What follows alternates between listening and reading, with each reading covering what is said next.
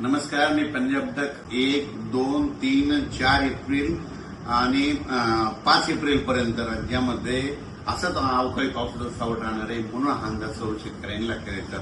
मग सांगायचं झालं तर आज देखील म्हणजे आज 31 मार्चला देखील आज देखील मराठवाड्यामध्ये विदर्भामध्ये आज देखील पाऊस पडणार आहे। तिकडे उत्तर महाराष्ट्राकडे देखील असणार आहे म्हणून हा अंदाज लक्षात येतो। त्याच्यानंतर आणखी खरा जास्त पाऊस तुम्हाला एक सांगू इच्छितो, 2 एप्रिल आणि 3 एप्रिलच्या दरम्यान आणखीन जरा वादळी वाऱ्यासारखा गारपिटीसह पाऊस पडणार आहे म्हणून तुम्हाला एक सांगू इच्छितो। नंदुरबार जिल्हा झालं, धुळे जिल्हा झालं, नाशिक जिल्हा झालं, मुंबई, ठाणे, त्याच्यानंतर इगतपुरी, नाशिक, त्याच्यानंतर अहिल्यानगर, त्याच्यानंतर जालना जिल्हा झालं, संभाजीनगर झालं, जळगाव जिल्हा झालं, धुळे, नंदुरबार, जळगाव, बुलढाणा जिल्हा, अकोला जिल्हा, अमरावती, वर्धा, नागपूर, भंडारा, गोंदिया, चंद्रपूर, यवतमाळ, वाशिम, हिंगोली, नांदेड, परभणी, लातूर, जालना, बीड, धाराशिव, त्याच्यानंतर जालना, त्याच्यानंतर अकोला, अमरावती ह्या पट्ट्यात आणि त्याच्यानंतर इकडं साताऱ्यापासून म्हणजे कोल्हापूर, सातारा तसेच पुणे ते तसा पट्टा संगमनेर, अहिल्यानगर, जळगावपर्यंत चांगल्या स्वरूपाचा पाऊस पडणार आहे। काही काही ठिकाणी खूप गारपीट पाहायला भेटणार आहे, गारपीट देखील होणार आहे म्हणून ज्यांचं कांदा असेल गहू असेल त्यांनी काळजी करून घ्यावी। या पावसामध्ये विजेचं प्रमाण जास्त आहे म्हणून शेतकऱ्यांनी झाडाखाली थांबू नये, आपली पाळीव प्राणी पशुधन झाडाखाली बांधू नये म्हणून हे देखील सर्व लक्षात येतं। म्हणजे 4 तारखेपर्यंत 4 एप्रिलपर्यंत राज्यात असंच अवकाळीचं दररोज वेगवेगळ्या जिल्ह्यात वेगवेगळ्या विभागात पाऊस पडणार आहे म्हणून हा अंदाज लक्षात येतो।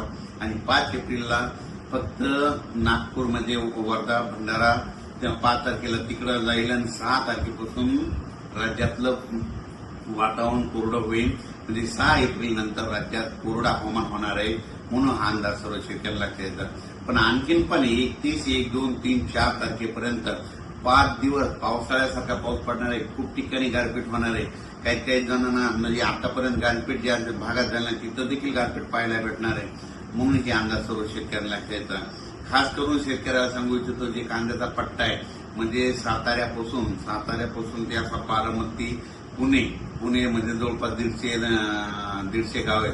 तर पुणे अशा कोकणपट्टी, त्याच्यानंतर अहिल्यानगर, बीड जिल्हा, संभाजीनगर, इकडे नाशिक, जळगाव ह्या पट्ट्यामध्ये जरा जास्त गारपीट होणार आहे म्हणून हा अंदाज त्या कांद्याच्या शेतकऱ्यांना लक्षात येताना आपण आपले कांदे असतात तर काढून झाकून ठेवायचे म्हणून हे देखील त्या शेतकऱ्यांना लक्षात येतं। मराठवाड्यात देखील गारपीट होणार आहे। मराठवाड्यात देखील काय होणार आहे, परभणी जिल्ह्यात इकडे पालम तालुक्यामध्ये, इकडे नांदेड भागामध्ये होणार आहे, इकडे जिंतूरकडं वालोर जिंतूर परिसरामध्ये होणार आहे। हे देखील मराठवाड्याच्या परभणी जिल्ह्यातल्या शेतकऱ्यांना अंदाज लक्षात येतात। त्याच्यानंतर लातूर जिल्ह्यात देखील काही ठिकाणी गारपीट होणार आहे म्हणून हे देखील लातूर जिल्ह्यातल्या शेतकऱ्यांना अंदाज लक्षात येतात। बीड जिल्ह्यात देखील कडा, आष्टी, इकडे पाथर्डी भागामध्ये, त्या भागात, पैठण ह्या परिसरात देखील काही ठिकाणी गारपीट होणार आहे म्हणून हे अंदाज शेतकऱ्यांना लक्षात येतात।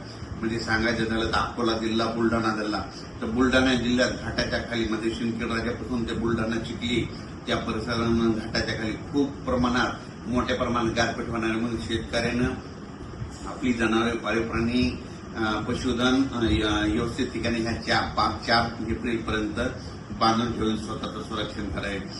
अकोला जिल्ह्यात देखील गारपीट होणार आहे, अमरावती जिल्ह्यात देखील होणार आहे, वर्धा जिल्ह्यात देखील गारपीट होणार आहे, यवतमाळकडे देखील होणार आहे म्हणून हा अंदाज सर्व शेतकऱ्यांना लक्षात येतात। म्हणजे सांगायचं झालं तर 4 एप्रिलपर्यंत दररोज वेगवेगळ्या भागात 1 दिवस आड पाऊस पडणार आहे म्हणून हा अंदाज लक्षात यायचा। आणि या पावसामध्ये विजेचं प्रमाण जास्त असल्यामुळे हे देखील लक्षात यायचं म्हणून हे देखील लक्षात यायचं। अचानक जर वातावरण बदल झालं तर लगेच एक उद्या मेसेज दिला जाईल। धन्यवाद।